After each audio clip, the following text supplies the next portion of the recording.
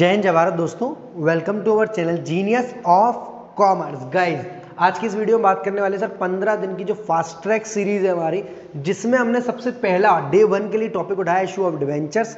इसका पहला पार्ट आपको ऑलरेडी मिल चुका है, जहां पर हमने ये बात करी थी कि सर इशू ऑफ डिवेंचर्स एक बेहद बेहतरीन सरल टॉपिक है।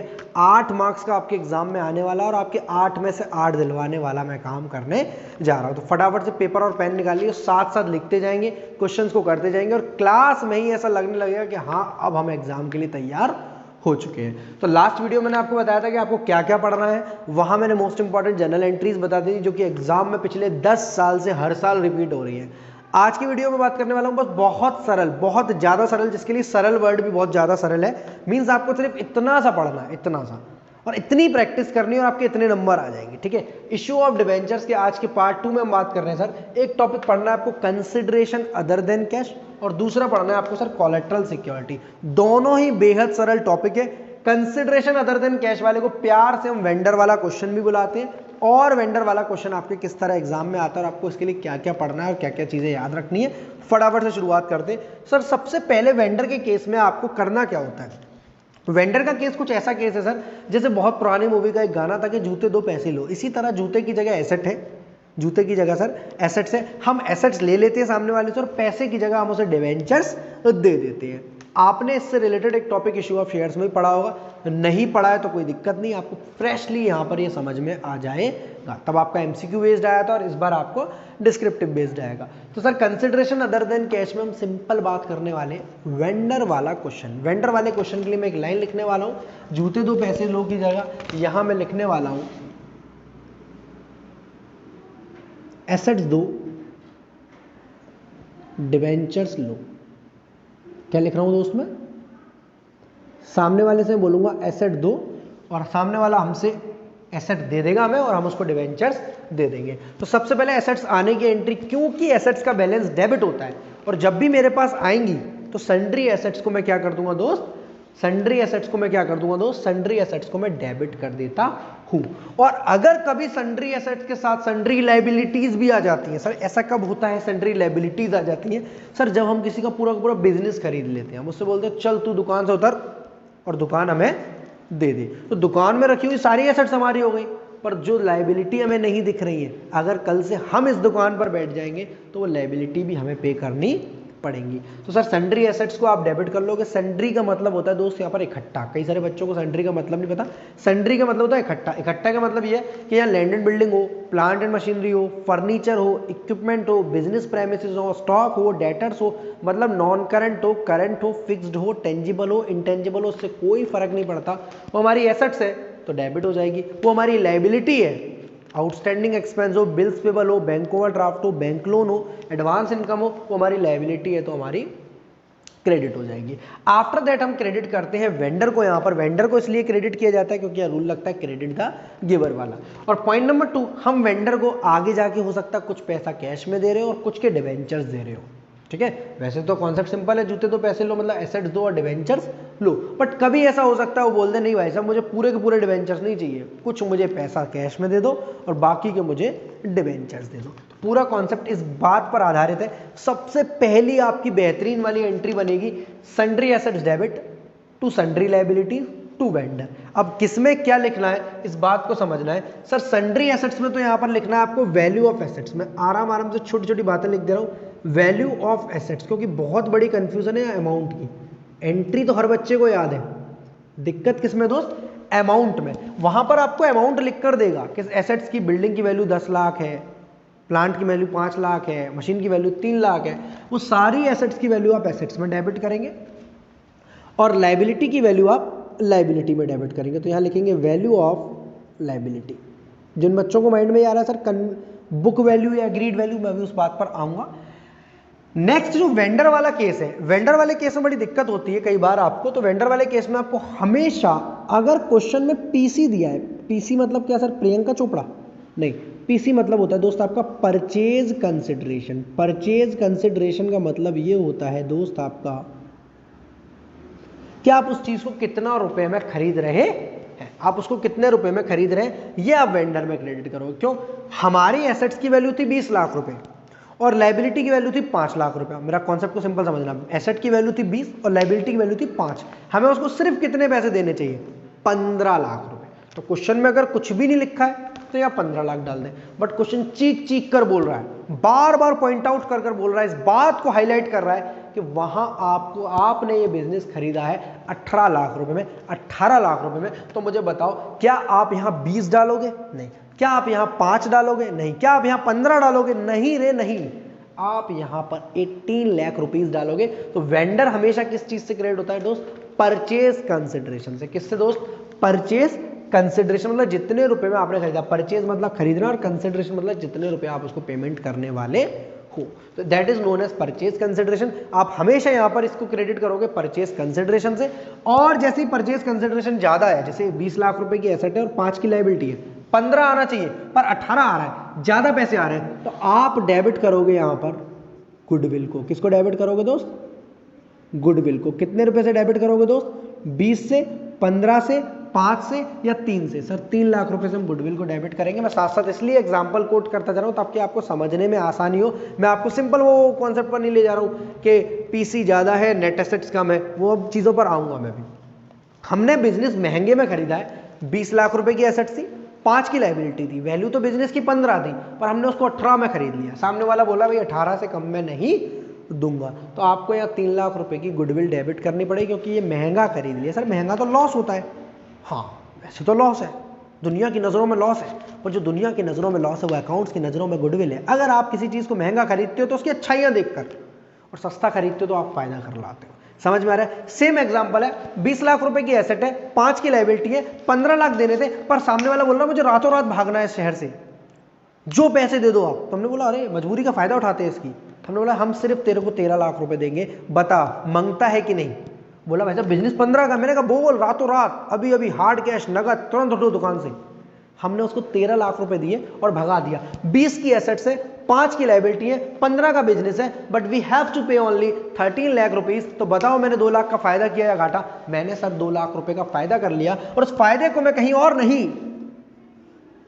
नहीं अपने फेवरेट अकाउंट, अपना फेवरेट तो सर वो होता था प्रॉफिट एंड लॉस, नहीं, रिवैल्यूएशन नहीं, रियलाइजेशन नहीं, ऐसे फायदे हर रोज नहीं होते, और हर रोज जो फायदे नहीं होते वो जाते हैं सर कैपिटल रिजर्व में। मतलब मैंने एक ही क्वेश्चन में 2 परचेज कंसिडरेशन उठा लिए, एक वाले में उठाया मैंने 18 लाख रुपए और एक में उठाया मैंने 13 लाख रुपए। आपको यहाँ दिख रहा होगा।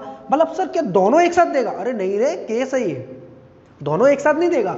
अगर पीसी ज्यादा देता है तो गुडविल है, और पीसी कम करता है तो कैपिटल रिजर्व है। आपको दोनों में से कोई एक ही चीज आएगी, या तो गुडविल आएगी या कैपिटल रिजर्व आएगी। गुडविल आएगी तो डेबिट साइड आएगी, कैपिटल रिजर्व आएगा तो क्रेडिट साइड आएगा। कैपिटल रिजर्व आपका प्रॉफिट होता है, ऐसे प्रॉफिट्स डेली नहीं हुआ करते, तो आपको इसको क्रेडिट करना पड़ेगा। Capital profits on purchase of a business.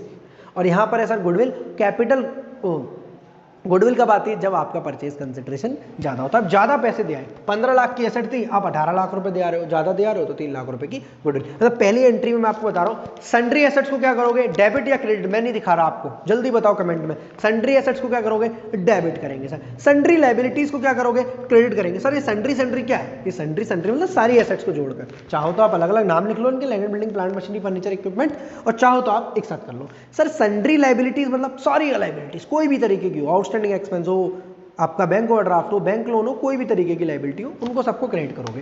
कोई भी वैल्यू नहीं दी है तो इसमें से इसे घटाकर वेंडर क्रेडिट कर लेना बैलेंसिंग फिगर से, और वैल्यू दी है, जैसे मैंने दी थी 18 लाख, कभी 13 लाख, उससे क्रेडिट करेंगे। बैलेंसिंग फिगर में या तो गुडविल आएगा या फिर कैपिटल रिजर्व आएगा। लास्ट बात और आखिरी बात कंप्लीट करने वाला हूं, फिर मैं इसकी कोटेशन से लिख दूंगा कि यहां पर क्या क्या चीजें आनी चाहिए। वेंडर देखो क्रेडिट हो गया, पहली एंट्री में वेंडर क्या हुआ? कई सारे बच्चों को डाउट हो जाता है, जहां तुमने पहली एंट्री में वेंडर डेबिट किया मतलब आप गलत दिशा में जा रहे हो, ये क्वेश्चन आपसे सही होने वाला नहीं है। इस बात को मेरी एग्जाम में बात वाले दिन क्वेश्चन के टाइम करते समय याद आएगी कि सर वेंडर को हमें पहली एंट्री में क्रेडिट करना है, पहली एंट्री में मुझे क्रेडिट करना है, उसके बाद तो वेंडर डेबिट ही होना है। अब क्वेश्चन में अगर लिखा हुआ है कि 20% payment is to be made in cash, या ₹4 lakh is to be made in cash, या ₹4 lakh is paid through cheque, ऐसी लाइनें लिखी हुई है अगर, तो आपको यहाँ वेंडर को डेबिट, या तो कैश को क्रेडिट, या बैंक को क्रेडिट, या बिल्स पेबल को। सर बिल्स पेबल क्यों? ये तो लायबिलिटी होती है। नहीं, वो बोल रहा है immediately by accepting a bill of exchange. ठीक है, जैसी जैसी लाइन होगी वर्ड कैश होगा, तो यहाँ कैश आ जाएगा, वर्ड चेक होगा तो यहाँ बैंक आ जाएगा, वर्ड बिल्स ऑफ एक्सचेंज होगा तो यहाँ बिल्स पेबल आ जाएगा। कौन सा अमाउंट? ओनली उतना अमाउंट जो कि आपको पार्ट पेमेंट कैश में करना है। Only a part payment made. Part का मतलब ये नहीं 50%, पार्ट का मतलब ये हो सकता है, पार्ट का मतलब ये हो सकता है दोस्त कि वो 20% हो, वो 10% हो, वो ₹2 लाख हो, वो ₹3 लाख हो, जो भी अमाउंट आपसे बोलेगा कि आपको कैश में या बैंक में या बिल्स ऑफ एक्सचेंज के थ्रू देना है, तो आप वेंडर को डेबिट करेंगे दोस्त, और कैश को बैंक को या बिल्स पेबल को क्रेडिट करेंगे। यहां तक हमारी हो गई पूरी बातें वेंडर वाले केस को लेकर। अब वेंडर को फिर डेबिट किया गया। फिर क्यों डेबिट किया गया? क्योंकि असली सवाल तो यही है ना, वो जगह आ गई है, वो समय आ गया है जब आपका वो कॉन्सेप्ट तैयार हो रहा है, एसेट दो डिबेंचर्स लो। आपने एसेट ले ली, पैसा देना था थोड़ा बहुत दे दिया, पर असली बात है डिबेंचर्स आप कैसे देंगे? तो वेंडर को सर यहां पर डेबिट करेंगे और डिबेंचर्स को क्रेडिट करेंगे। देखो वेंडर पास पहली बार क्रेडिट होगा, बस पहली बार। मेरी इस बात को याद रख लो, एंट्री रटने की जरूरत नहीं पड़ेगी, समझ लोगे आप इस बात को। वेंडर पहली बार क्रेडिट हुआ है तब एसेट लायबिलिटी हो रही थी, डेबिट क्रेडिट। वेंडर दूसरी बार डेबिट हुआ क्योंकि कैश से बैंक से पेमेंट कर दे। सर इन दोनों को मर्ज भी कर सकते हैं क्या? एंट्रीज को इन दोनों को मर्ज भी कर सकते हैं क्या? अरे जरूरत है क्या खर्च करने की? भाई आराम आराम से करो, हमारे पास समय बहुत है, 2 घंटे का एग्जाम है इस बार, घबराओ नहीं बिल्कुल भी। वेंडर डेबिट टू कैश अलग सेपरेट कर लो, और vendor debit to debentures to securities premium reserve. ये सिक्योरिटीज प्रीमियम क्यों लिखा है? अगर डिवेंचर्स आपके प्रीमियम पर इशू हो रहे हैं तो सिक्योरिटीज प्रीमियम आएगा, और डिवेंचर्स अगर आपके डिस्काउंट पर इशू हो रहे हैं, सर कभी कभी पता नहीं चलता है क्वेश्चन में कि डिस्काउंट पर इशू हो रहे हैं या प्रीमियम पर इशू हो रहे हैं, उस केस में क्या करेंगे? ऐसा कब होता है? सर ऐसा तब होता है जब वो बोलता है कि ₹3 लाख डिवेंचर्स पे कर रहे हैं हम, 4 लाख रुपए की हमारी फर्नीचर की कॉस्ट थी, हमें ऐसा लगता है 1 लाख रुपए का लॉस हो रहा है, हम डिस्काउंट डाल देते हैं, जब पता चलता है क्वेश्चन करते समय वो तो प्रीमियम था। तो ऐसे क्वेश्चंस पर अभी मैं आऊँगा, 2 मिनट का समय और दे दो मुझे। वेंडर को आप डेबिट करेंगे कितने रुपए से? जितने रुपए से आपका पेमेंट रह गया। जैसे अगर यहाँ पर 18 लाख रुपए का कंसिडरेशन था, 3 लाख आपने पे कर दिया, तो यहाँ कितना आएगा? 15। यहाँ पर 13 लाख रुपए का कंसिडरेशन था, 1 लाख आपने पे कर दिया, तो कितना रह गया? 12। ठीक है। डिवेंचर्स में हमेशा वही आएगी जो हमने वीडियो वाली पार्ट 1 में कसम खाई थी। डिवेंचर्स हमेशा कितने रुपए से क्रेडिट होंगे दोस्त? फेस वैल्यू से। कितने रुपए से दोस्त क्रेडिट होंगे? फेस वैल्यू से। डिवेंचर्स हमेशा कितने रुपए से क्रेडिट होंगे मेरे दोस्त?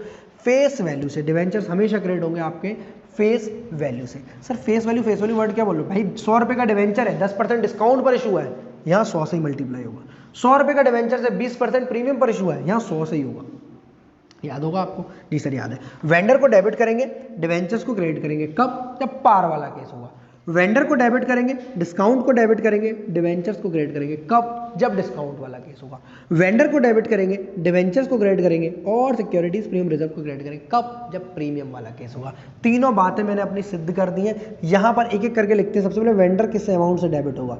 सर वेंडर डेबिट होगा अमाउंट ड्यू, जो भी अमाउंट हमारा उसका बकाया रह गया है। जैसे अगर मैं बात करूं केस 1 की, 18 लाख रुपए में आपने बिजनेस खरीदा था, 18 लाख रुपए में खरीदा था, आपने 1 रुपया भी नहीं दिया उसको, ये एंट्री आई ही नहीं, तो आपको यहाँ कितना लिखना पड़ेगा? 18 लाख रुपए।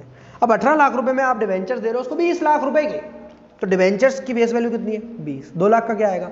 डिस्काउंट। 18 लाख रुपए में आप डिवेंचर्स दे रहे हो उसको 15 लाख रुपए में, डिवेंचर्स दे रहे हो आप 15 लाख रुपए के, तो यहाँ 15 लाख आएगा, और यहाँ 3 लाख रुपए का सिक्योरिटीज प्रीमियम आएगा। ये बात एकदम वैसे ही है जैसे मैंने बोला था कि महंगा खरीदोगे तो गुडविल और सस्ता खरीदोगे तो कैपिटल रिजर्व, दोनों में से कोई एक ही चीज आएगी। ये बात भी वैसे ही है, या तो डिस्काउंट आएगा या फिर सिक्योरिटीज प्रीमियम रिजर्व आएगा। दोनों कभी एक साथ नहीं आ सकते, एक म्यान में 2 तलवार नहीं रह सकती, इसी तरह एक एंट्री में दोनों जने नहीं रह सकते। आई होप आपको ये मेरी बात समझ में आ रही हो। छोटा सा एक फॉर्मूला है, इसको लिख दूंगा तो आपको ये बात बहुत अच्छे से समझ में आएगी कि इस क्वेश्चन में आपसे पूछता है नंबर ऑफ डिवेंचर्स इशूड। क्या पूछता है दोस्त आपसे? Number of debentures issued. तो उस केस में आप क्या करेंगे? बहुत प्यारा सा फॉर्मूला है, अमाउंट ड्यू को ऊपर रखेंगे या फिर परचेज कंसिडरेशन को। दोनों वर्ड क्यों लिख रहा हूं मैं कि अगर क्वेश्चन में पीसी दिया है और हमने 1 रुपया भी पेमेंट नहीं किया है, कुछ दिया ही नहीं है कैश में, तो आपका अमाउंट ड्यू और पीसी सेम हो जाएगा। बट क्वेश्चन में परचेज कंसिडरेशन 18 लाख, पेमेंट कर दिया आपने 3 लाख रुपए की, तो आपको अमाउंट ड्यू में कितना आएगा? 15 लाख रुपए। और नीचे लिखेंगे आपकी फेवरेट इशू, आप नीचे लिखेंगे issue price of debentures.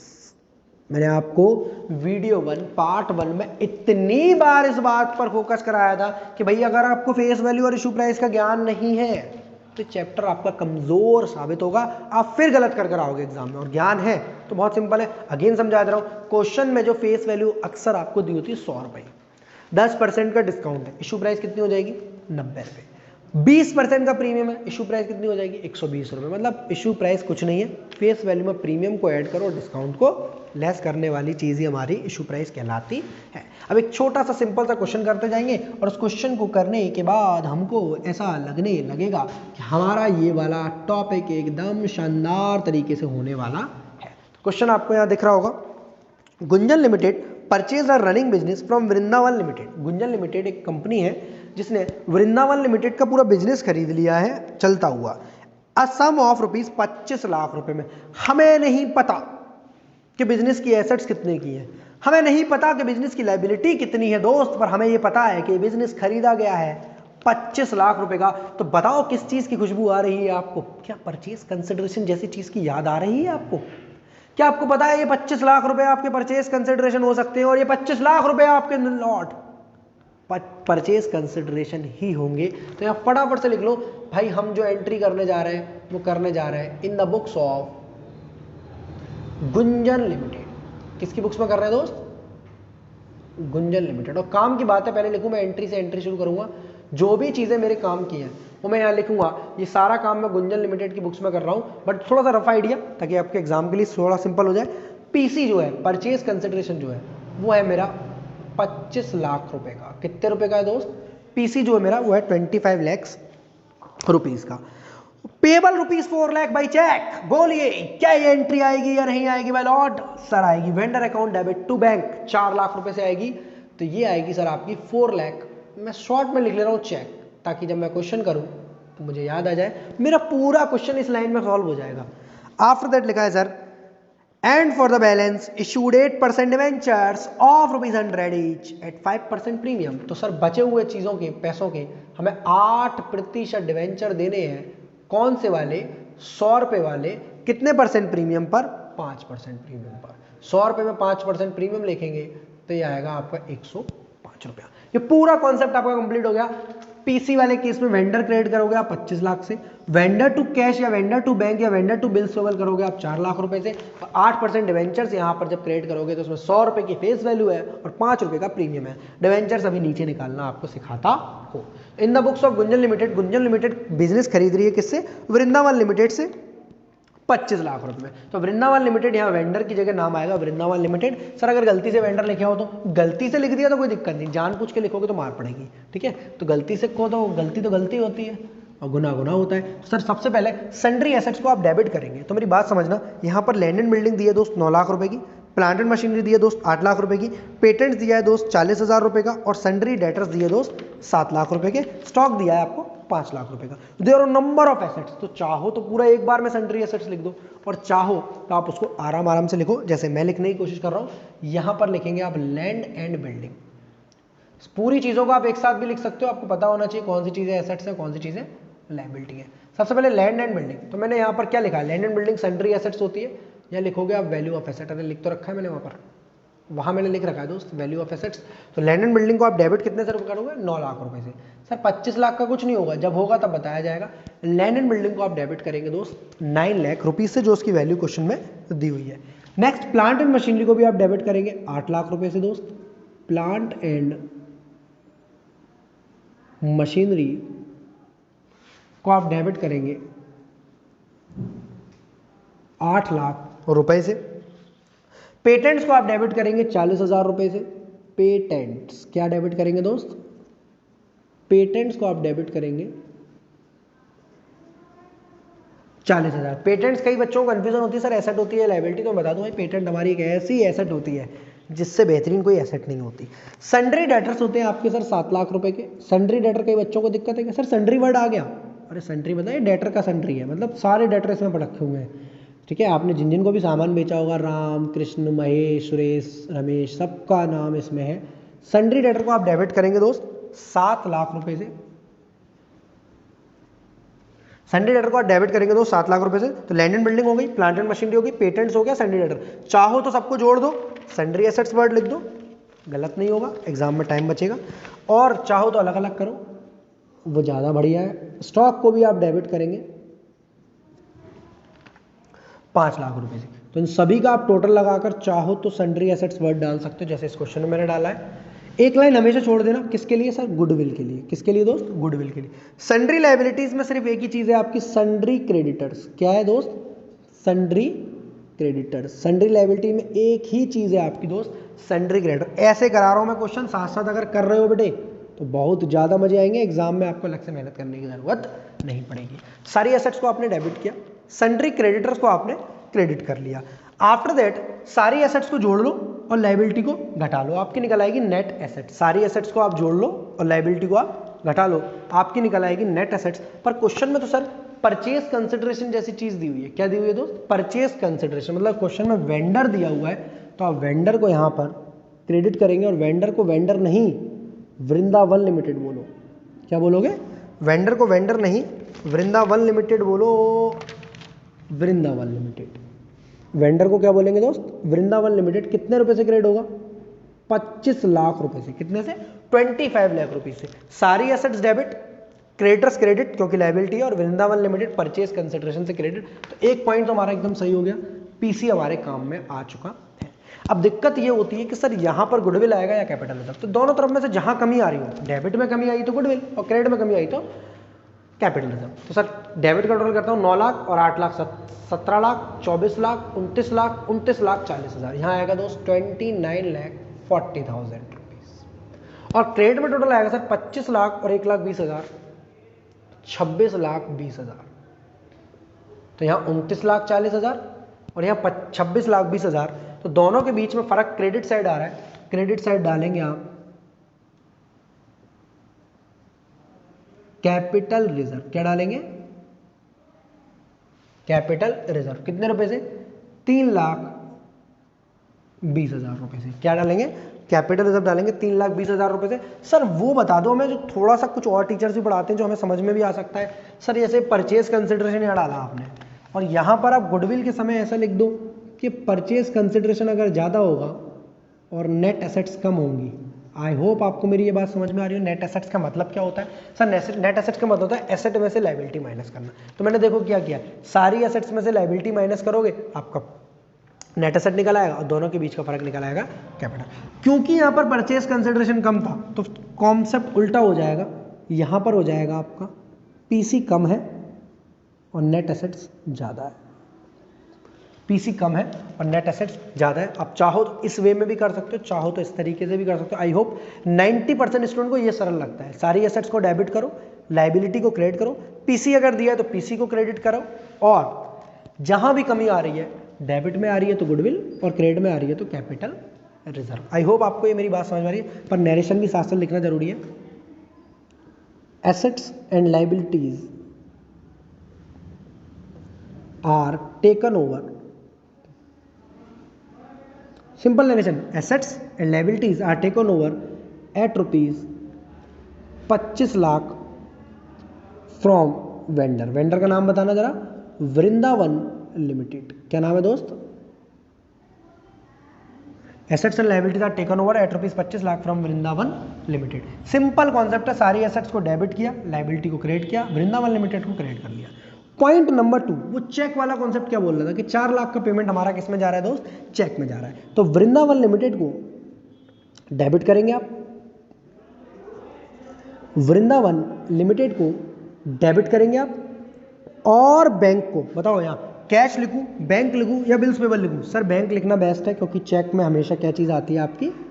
Bank आती है। तो 4 लाख रुपए से आप वृंदावन लिमिटेड को डेबिट कर लें और बैंक को क्रेडिट कर लें। 25 लाख रुपए का पेमेंट देने का वादा हुआ था, 4 लाख रुपए हमने उसको दे दिए, बाकी कितने देने हैं? सर 21 लाख रुपए और देने। तो यहाँ सिंपल ही लिखेंगे ₹4 lakh paid by cheque to Vrindavan limited. कितने पैसे दे दिए हमने वृंदावन लिमिटेड को? 4 लाख रुपए। ₹4 lakh paid by cheque to Vrindavan limited. Cash में दिया तो कैश लिखते हो, और बिल्स पेबल क्या होता है तो बिल्स पेबल एक्सेप्टेड लिखते। पॉइंट नंबर 3 आखिरी एंट्री है और क्वेश्चन में तीसरी लाइन काम में आनी क्या, मैं उसको 8% डिवेंचर देने, जूते दो पैसे लो, एसेट लो डिवेंचर्स दो।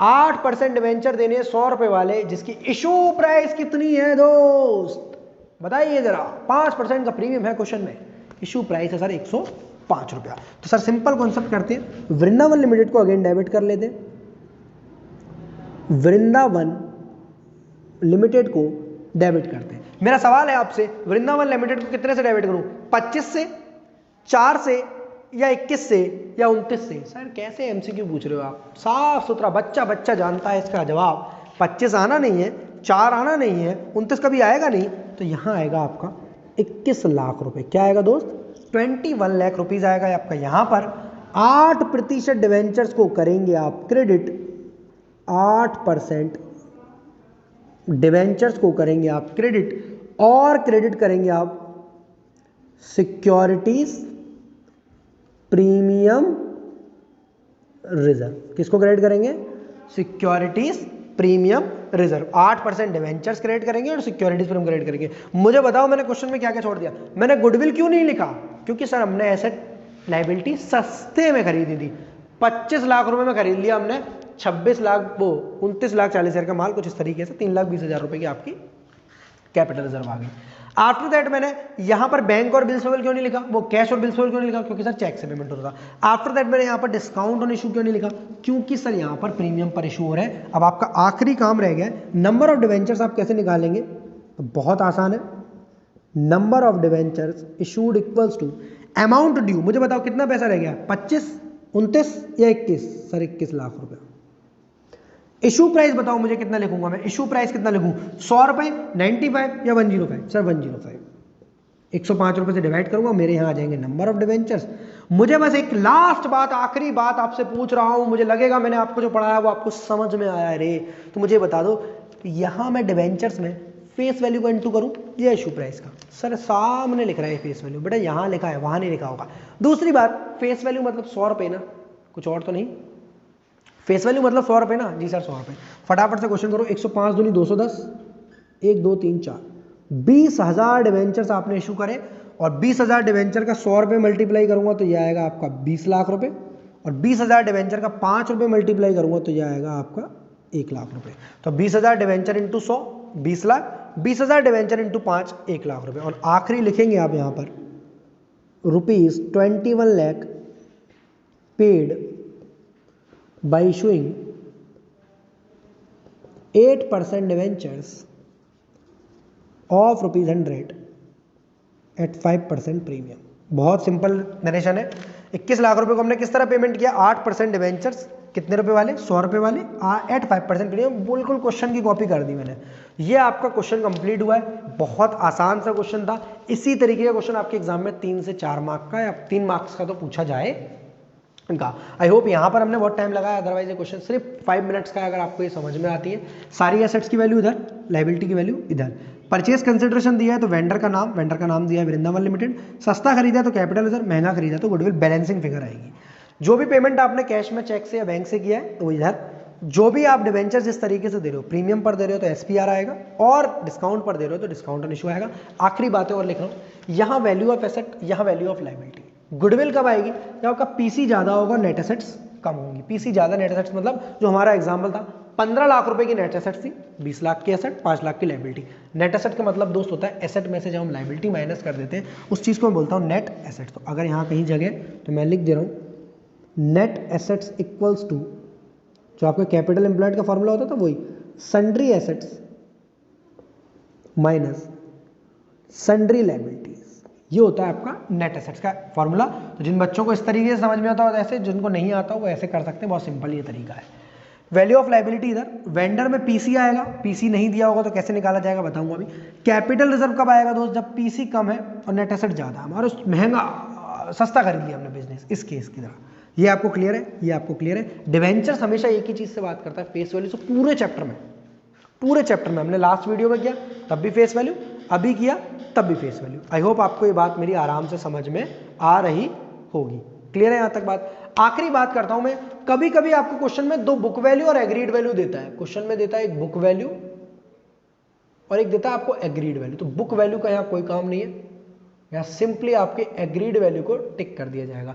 अगेन यहाँ पर बुक वैल्यू का कोई काम नहीं है, आपको यहाँ पर एग्रीड वैल्यू को टिक कर दिया जाएगा। मतलब क्वेश्चन में कंफ्यूजन करने के लिए देता है बुक वैल्यू है 40 लाख, एग्रीड वैल्यू 60 लाख, 60 लाख को देखेंगे। Book value 8 lakh, agreed value 5 lakh, आप 5 लाख को देखेंगे। तो यहाँ बुक वैल्यू का कोई काम नहीं, यहाँ पर आपकी एग्रीड वैल्यू ही काम में आती है। यहाँ तक आपका क्वेश्चन कंप्लीट होगा। छोटी छोटी बातें और रहेंगी, वो अभी मैं वीडियो में टेकअप कर रहा हूँ। कोलेटरल सिक्योरिटी का टॉपिक भी हम अभी आज ही कंप्लीट करने वाले हैं। तो गाइस इसके बाद हम नेक्स्ट टॉपिक पर चल रहे हैं, दैट इज मोस्ट इंपॉर्टेंट और मोस्ट, क्या बोलूँ मैं इसको, बहुत ही ज़्यादा सरल टॉपिक है। सिर्फ जैसा टॉपिक आपको यहाँ दिख रहा है एग्जैक्टली आपको एग्जाम में वैसा ही करने आना है। टॉपिक का नाम है कोलेटरल सिक्योरिटीज। हम इस टॉपिक को साथ साथ एक क्वेश्चन की मदद से करेंगे, जिस क्वेश्चन को मैं यहाँ पढ़ने जा रहा हूँ। एसिंग limited obtained a loan of ₹5 lakh from State Bank of India. एसिंग लिमिटेड ने 5 लाख रुपए का लोन लिया है, किस बैंक से? स्टेट बैंक ऑफ इंडिया से, 10% इंटरेस्ट पर। Company issued ₹7,50,000 10% debenture of ₹100 each in favour of State Bank of India as collateral security. पूरा पॉइंट पढ़ लो। कंपनी ने बैंक लोन लिया है बैंक से, उसके साथ वो डिवेंचर्स को इशू कर रही है एज कोलेटरल सिक्योरिटी। ये वर्ड आपको जब दिखेगा तभी ये सारा ड्रामा करना पड़ेगा, अदरवाइज आपको ये ड्रामा करने की आवश्यकता नहीं है। बहुत सिंपल सा तरीका समझ लो। ये कोलेटरल सिक्योरिटी का ड्रामा कब चलेगा? जब ये वर्ड लिखा होगा कंपनी ने लोन लिया है और उस लोन के बदले में कुछ डिवेंचर्स इशू किए हैं कोलेटरल सिक्योरिटी पर। तो इस वाले केस में दोस्त आपको कोलेटरल सिक्योरिटी का टॉपिक है, जिसकी बुक्स में हम काम कर रहे हैं। जैसे कंपनी का नाम है इन द बुक्स ऑफ एसिंग लिमिटेड, तो ये काम होगा इन द बुक्स ऑफ एसिंग लिमिटेड की। एक्सट्रैक्ट ऑफ बैलेंस शीट डालेंगे। एक्सट्रैक्ट ऑफ बैलेंस शीट का मतलब होता है जो हमारे पास इंफॉर्मेशन है सिर्फ हम उसी को बैलेंस शीट में कैसे प्रेजेंट होगी हम यहाँ शो करते हैं, हमें अदर इंफॉर्मेशन से कोई मतलब नहीं है।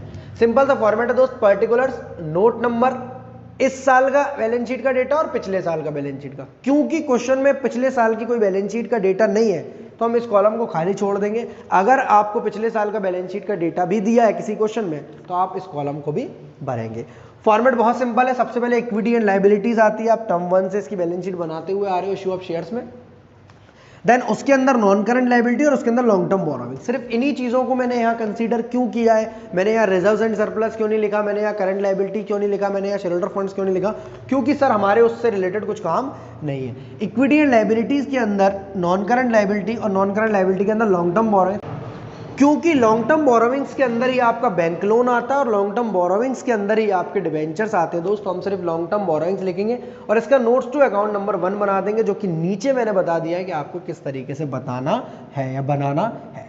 अब यहाँ कॉन्सेप्ट ये आता है सर, पॉइंट नंबर 1 लिखा हुआ है when company decided not to record the issue of 10% debentures as collateral security. जब कंपनी इस बात को लिखना ही नहीं चाहती है कि हमने यहाँ पर जो कोलेटरल सिक्योरिटी पर डिवेंचर्स दिए उनको हम लिखना ही नहीं चाहते, उनको हम बताना ही नहीं चाहते, तो उस केस में क्या होगा? तो आप सिंपली यहाँ लॉन्ग टर्म बोरोविंग्स में तो 5 लाख रुपए लिखेंगे, चाहे कंपनी कोलेटरल सिक्योरिटी वाले डिवेंचर्स को शो करना चाहती है या शो नहीं करना चाहती है। और इस चीज की आप बैंक एंट्री डाल देंगे, जर्नल एंट्री डाल देंगे, bank account debit to bank loan account. क्या डालेंगे दोस्त?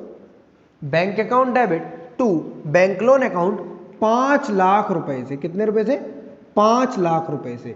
और क्योंकि कंपनी डिवेंचर्स को शो नहीं करना चाहती है कोलेटरल सिक्योरिटी, तो हम और कोई जनरल एंट्री नहीं डालेंगे। कुछ बच्चों के माइंड में चल रही है कि sir debenture suspense to debentures entry भी तो डालेंगे। वो सर तब डालेंगे जब कंपनी इस चीज को शो करना चाहती है। अब सिंपल सा नोट्स टू अकाउंट है, यहाँ लॉन्ग टर्म बोरोइंग। सर पूरा रटना है कि हमको? चाहो तो ऐसे बोलो रटना है, चाहो तो आप 5 इलस्ट्रेशंस लगा लो डीके गोयल सर की या टीएस ग्रेवाल सर की बुक से, 5 ही हैं। उसके बाद आपको इस चीज से कभी भी कंफ्यूजन नहीं होगी। और 3 नंबर आपके फ्री के आने वाले, फ्री के। लॉन्ग टर्म बोरोविंग्स में सर नीचे बैंक लोन डालेंगे और वहां लिख देंगे कि हमने कोलेटरल सिक्योरिटी पर 7.5 लाख रुपए के डिवेंचर्स किए। पर सर वो तो मना कर रहा है कि हमको कोलेटरल सिक्योरिटी वाले जो डिवेंचर्स हैं उनको शो करने की जरूरत नहीं है। सर मना कर रहा है तभी ऐसे करेंगे। अगर हाँ करेगा, अगर जैसे पॉइंट नंबर 2 में लिखा है when company decided to record the issue of 10% debentures as collateral security, अब वो बोल रहा है कंपनी रिकॉर्ड करना चाहती है तो क्या होगा? तो सर जैसा ये है वो तो होना ही होना है, एग्जैक्टली ऐसा ही होना है। मतलब यहां आप इक्विटी एंड लायबिलिटी लिखेंगे, नॉन करंट लायबिलिटी लिखेंगे, लॉन्ग टर्म बोरोइंग्स लिखेंगे, 5 लाख लिखेंगे। लॉन्ग टर्म बोरोइंग्स का पॉइंट नंबर 1 बना देंगे नोट्स टू अकाउंट में। नोट्स टू अकाउंट जब बनाएंगे लॉन्ग टर्म बोरोविंग्स लिखेंगे, बैंक लोन लिखेंगे और पूरी रामकथा लिखेंगे। सेम करना है, पॉइंट नंबर 1 और पॉइंट नंबर 2 में कोई डिफरेंस नहीं है, और ये जर्नल एंट्री पास करेंगे। साथ की साथ जब ये लाइन लिखी होगी when company decided to record, आपने जब पढ़ा था इस टॉपिक को तो ऐसे पढ़ा था फर्स्ट मेथड और सेकंड मेथड। फर्स्ट मेथड में हम डिवेंचर सस्पेंस वाली एंट्री नहीं डालते और सेकंड मेथड में हम डिवेंचर सस्पेंस वाली एंट्री डालते हैं। डिवेंचर सस्पेंस वाली देखो एंट्री क्या बनेगी जब हम सेकंड मेथड यूज करेंगे, तो एंट्री बनेगी दोस्त आपकी debentures suspense account debit to 10% debentures. क्या बनेगी दोस्त? Debenture suspense account debit to 10% debentures. कितने रुपए से बनेगी? 5 लाख से, 7.5 लाख से या 2.5 लाख से? सर जितने रुपए के डिवेंचर्स है उतने रुपए से ही बनेगी, यहां कोई दिमाग वाला काम नहीं लगाना है। सिंपल नरेशन लिख दो, obtained a loan from bank, इसी की लैंग्वेज कॉपी करके, obtained a loan from bank, obtained a loan from bank ₹5 lakh और 10% debentures of ₹7.5 lakh issued as collateral security. अब सिंपल सी मैं 2-3 बातें आपको और बता रहा हूं जो इस टॉपिक पर कंफ्यूजन करती हैं। सबसे पहले तो आप इस चीज को यहां पर लिखना शो कर दें, डिवेंचर्स मतलब 10% डिवेंचर्स कितने रुपए के? 7.5 लाख रुपए के, और लेस कर दें उसमें से डिवेंचर सस्पेंस, मतलब न पैसा लेना है न देना है, बस दिखाना है। यहां पर क्लियर है? यहां पर कहानी। अब सिंपल सी 2-3 चीजें जो आपको कंफ्यूज करती हैं वो मैं उनको और डिस्कस कर ले रहा हूं। यहां पर अगर कभी वर्ड ऑन प्राइमरी सिक्योरिटी लिखा हो, जैसे आपने ये लोन लिया 5 लाख रुपए का, ये आपको ऐसे तो मिल नहीं जाएगा। आप बैंक ने आपकी जमीन, बिल्डिंग, फर्नीचर, प्लांट, मशीनरी कुछ ना कुछ गिरवी रखा होगा, उसकी कीमत 10 लाख हो, 8 लाख हो, 12 लाख हो, 4 लाख हो, उससे हमें कोई मतलब नहीं है। वो हमें इग्नोर करनी है टोटली। क्या करनी है दोस्त? इग्नोर करनी है, उसको कहीं भी शो नहीं करेंगे, क्योंकि वो क्या है, पेपर बैंक ने आपसे साइन करा कर बैंक में रख लिए हैं। जिस दिन आप लोन चुकता कर दोगे आपको पेपर आपके वापस मिल जाएंगे। और मैं बात करूं, अगर वो मेथड 1 और मेथड 2 में से कुछ भी नहीं बता रहा, मतलब वो नहीं बोल रहा कि when company decided to record the issue of debentures as collateral security, when company decide not to record the issue of debentures as collateral security, तो आप दोनों में से जो चाहे वो यूज कर सकते हैं। पर मेरा अपना पर्सनल मानना, आपको ये वाला मेथड यूज करना चाहिए, मेथड नंबर 2, जहां debenture suspense to debentures entry बनती है। इसी के साथ ये वीडियो आपकी कंप्लीट होती है। पार्ट 3 और रह गया, जहां miscellaneous topic interest on debentures और loss on issue of debentures से रिलेटेड थोड़ी सी बात करेंगे 10 मिनट, और 1-2 मजेदार बेहतरीन 5 नंबर वाले क्वेश्चंस करेंगे। उसके बाद आपका एक ही दिन में पूरा इशू ऑफ डिवेंचर्स कंप्लीट होगा, 8 नंबर आपके हाथ में आ जाएंगे। वीडियो चलेगी तो लाइक, दोस्तों के संग शेयर, चैनल को सब्सक्राइब करें और कमेंट में बताएं कि आपको इस वीडियो को करने के बाद कैसा फील हुआ, कि सर हमारा डिवेंचर्स टॉपिक बहुत इजी हो गया या नहीं हुआ। और इसी के साथ जो बच्चों को डीके गोयल सर की बुक है वो चाहे तो पार्ट 1 पार्ट 2 के बाद क्वेश्चन नंबर 9 से लेकर, कंसिडरेशन अदर देन कैश का टॉपिक है, वहां से लेकर क्वेश्चन नंबर 26 तक सारे क्वेश्चन कर सकते हैं, और जिनके सॉल्यूशन मैंने ऑलरेडी चैनल पर अपलोड कर दिए, प्लेलिस्ट की जो डिस्क्रिप्शन में लिंक दे रखा है। ठीक है, जिन बच्चों ने अब तक genius of commerce app download नहीं किया, डाउनलोड कर लो। आप लोगों के लिए टेस्ट सीरीज करा रहा हूँ free of cost. Thank you to all of you, be happy always.